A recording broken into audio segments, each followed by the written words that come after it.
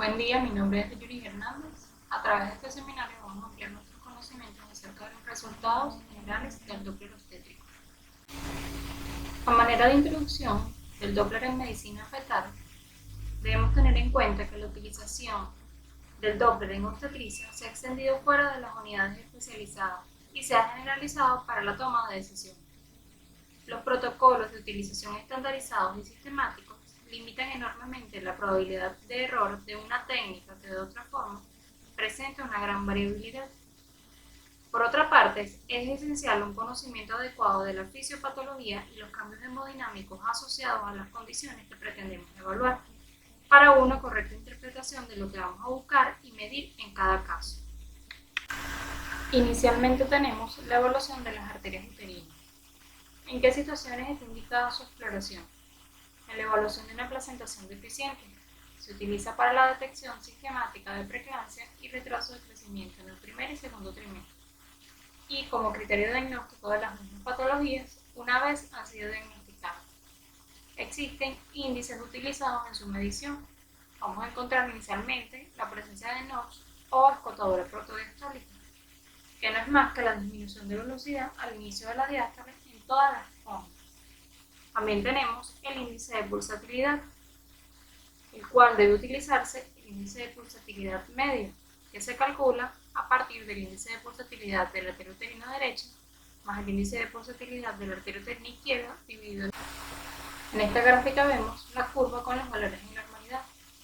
Vemos que se encuentra a partir de las 20 semanas de gestación hasta las 40 semanas y vemos el índice de pulsatilidad de la arteria uterina. En este caso sería el índice de pulsatilidad medio. Se ubica en esta tabla y se establece si existe o no un valor normal o si se encuentra o no dentro de un valor normal. En esta lámina evidenciamos cómo sería una onda normal de la arteria uterina, en el cual hay presencia de sístole, presencia de diástole sin ninguna alteración.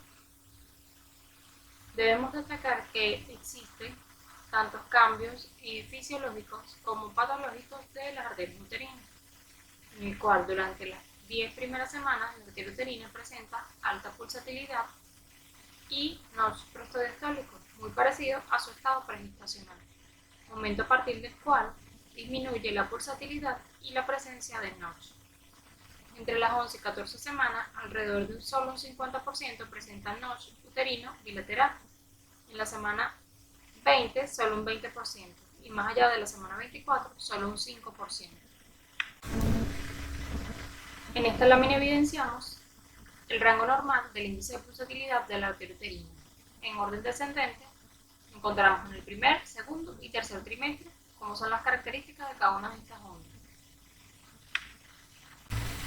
A diferencia de las láminas anteriores, aquí evidenciamos una onda normal de la arteria uterina, en el cual se evidencia la presencia de muesca, marcada con la flecha, que implica un aumento de la resistencia a la arteria uterina.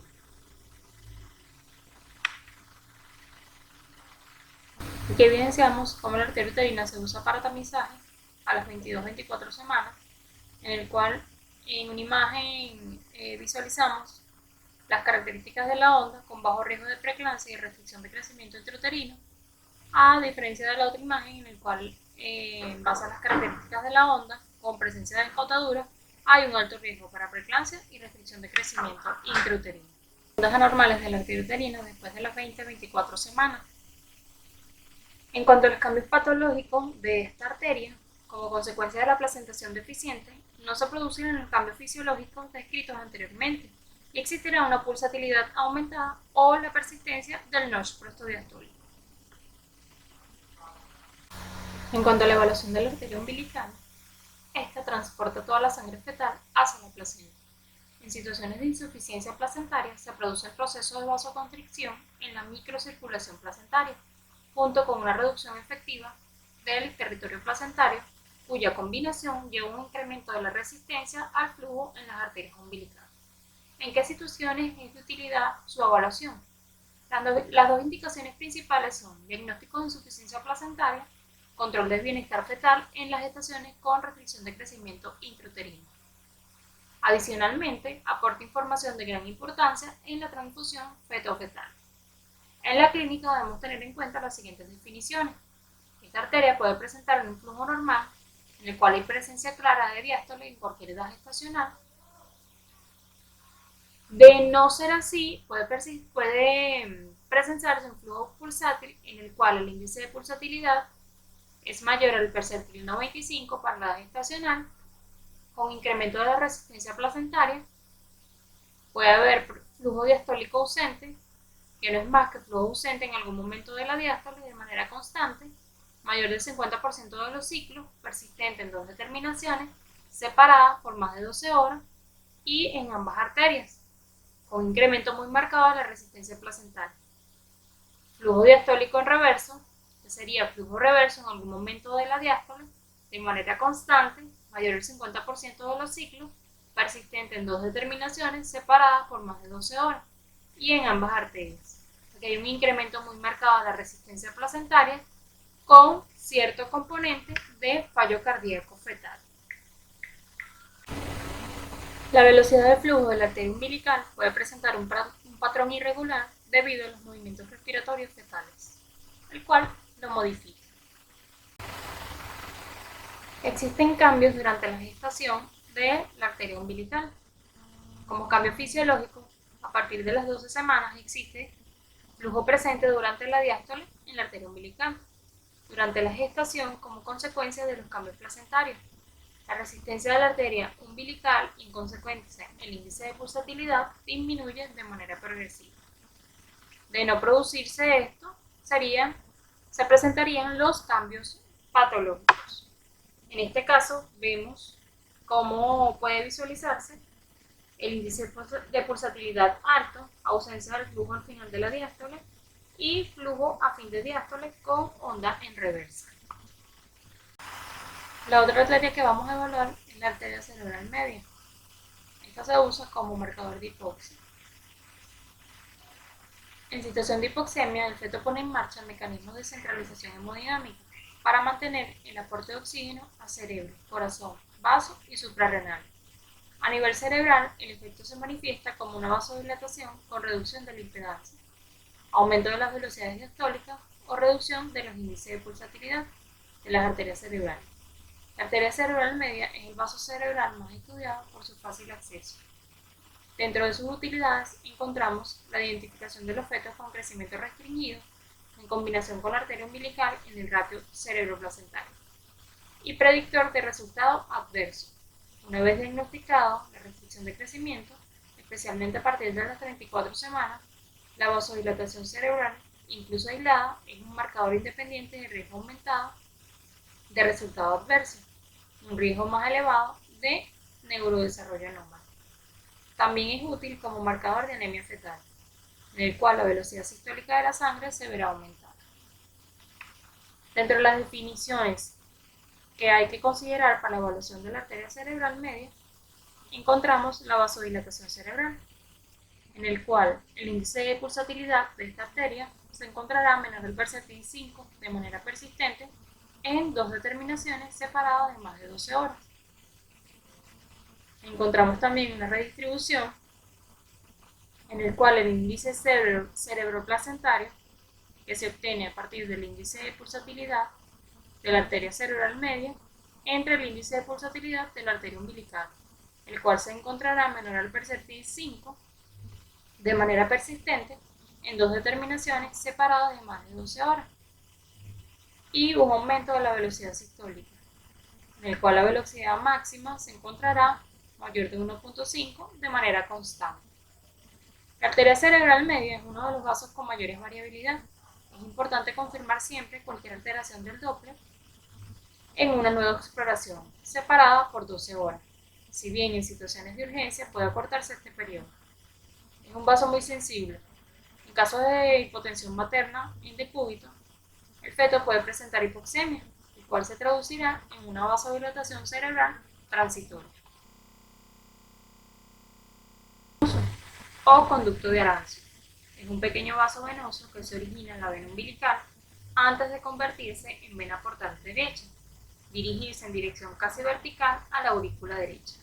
¿En qué situaciones es útil estudiarla? El ducto venoso, como todo vaso precordial, pulsa como reflejo de la resistencia variable que encuentra la sangre al entrar en el corazón. Se estudia estudia como monitorización de hipoxia fetal y evaluación del fallo cardíaco. Debemos tener en cuenta que puede presentar un ductus venoso pulsátil, en el cual el índice de pulsatilidad se encuentra mayor al percentil 95 para la edad gestacional. Y puede haber también presencia de una onda atrial ausente o en reversa, el cual debe ser constante y se debe asegurar la ausencia de movimientos respiratorios fetales, el cual suelen modificarla. El otro vaso es la vena umbilical, el cual se utiliza para el control de fetos con restricción de crecimiento intrauterino y en el estudio de la función cardíaca, aunque generalmente como vaso secundario cuando no es posible utilizar el ductus venoso. Se evalúa como marcador precoz de insuficiencia placentaria y marcador de disfunción diastólica. En cuanto a la valoración de la pulsatilidad, este puede presentar un flujo pulsátil, en el cual las pulsaciones persistentes en 2 ocasiones separadas de más de 12 horas, que suelen ser sincrónicas con el ciclo cardíaco.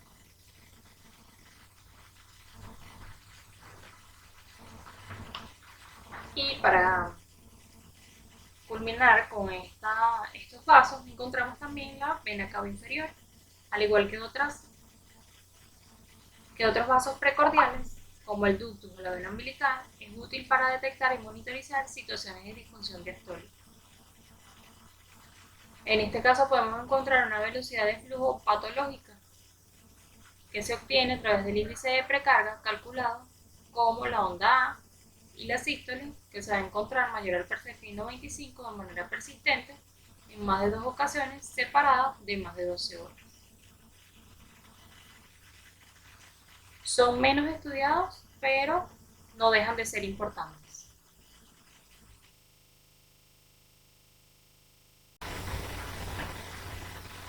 Para continuar, en base a la evaluación de las arterias y los vasos descritos anteriormente, vamos a evidenciar la insuficiencia placentaria. ¿Cómo ocurre esta de manera cronológica y cuál es la adaptación fetal frente a esto? Se van a describir 6 fases.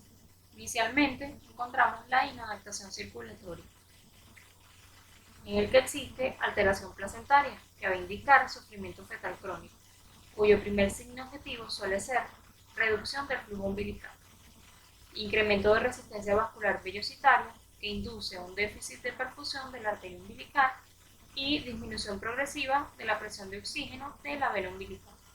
Durante un periodo de tiempo que depende de la rapidez con que se instaura la lesión placentaria, el incremento moderado de las resistencias en la zona umbilical es el único dato capaz de revelar que se está iniciando un sufrimiento fetal crónico.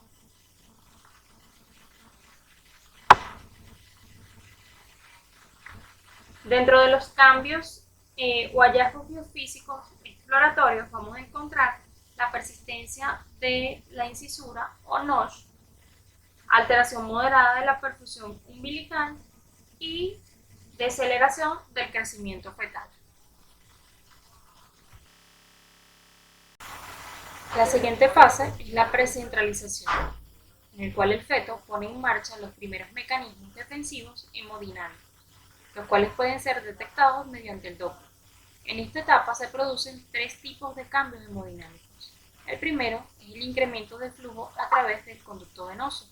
La hipoxemia incrementa el retorno a través del conducto venoso. Así el retorno venoso evita el hígado.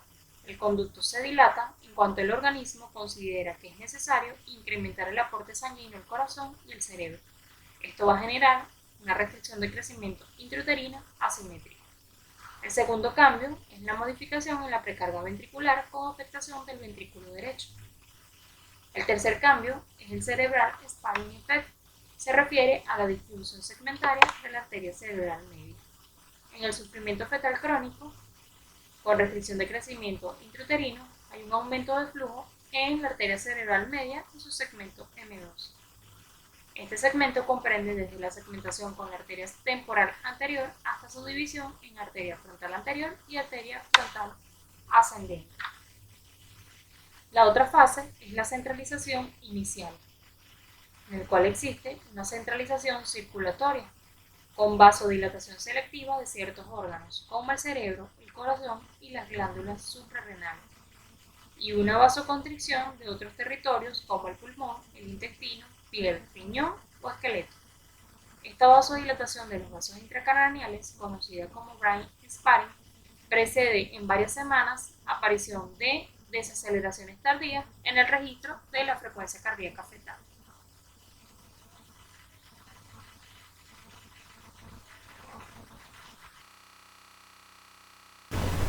La cuarta fase es la desregulación del sistema nervioso central, que es lo que conocemos como centralización avanzada.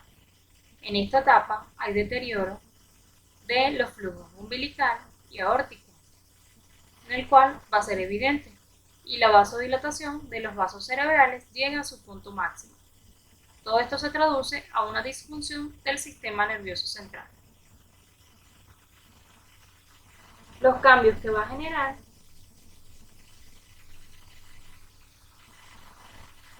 reducción de los movimientos fetales, somáticos y respiratorios, disminución de la variabilidad de la frecuencia cardíaca fetal, desaceleraciones tardías y pérdida progresiva del tono.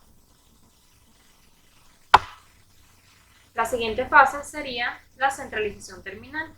En esta fase se añaden signos de insuficiencia cardíaca, produciendo alteración de la poscarga ventricular.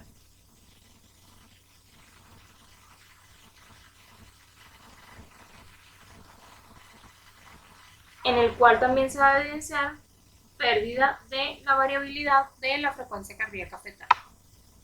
Y la última fase, que sería la fase de descentralización circulatoria.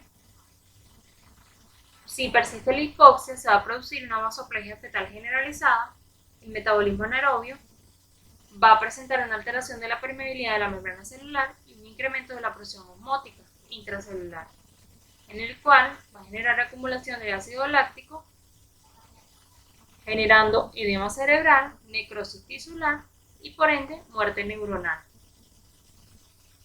que en 2 o 3 días, incluso horas, lleva a la muerte fetal.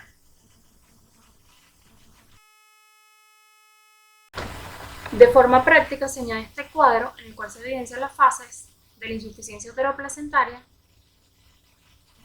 cómo se va a evidenciar el valor de las arterias uterinas, del umbilical, de la arteria cerebral media, el ducto venoso, cómo se evidencia el perfil biofísico fetal y el pH.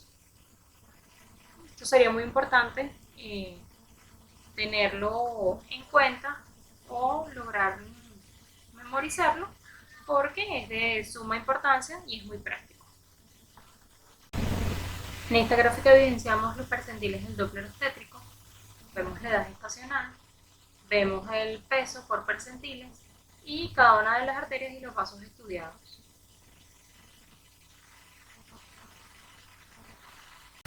Para concluir, debemos tener en cuenta que las investigaciones con Doppler dan una visión de la fisiopatología del feto y del embarazo. Es uno de los mayores avances de la medicina fetal. Puede usarse en todos los trimestres por distintas indicaciones. Puede usarse como herramienta diagnóstica o de tamizaje según las circunstancias.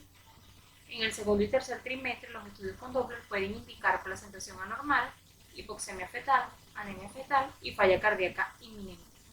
Los operadores deben usar el Doppler con destreza y con conocimiento de su potencial, limitaciones y peligro. Esperando que haya sido de utilidad esta ponencia, sin más que acotar, me despido. Muchas gracias.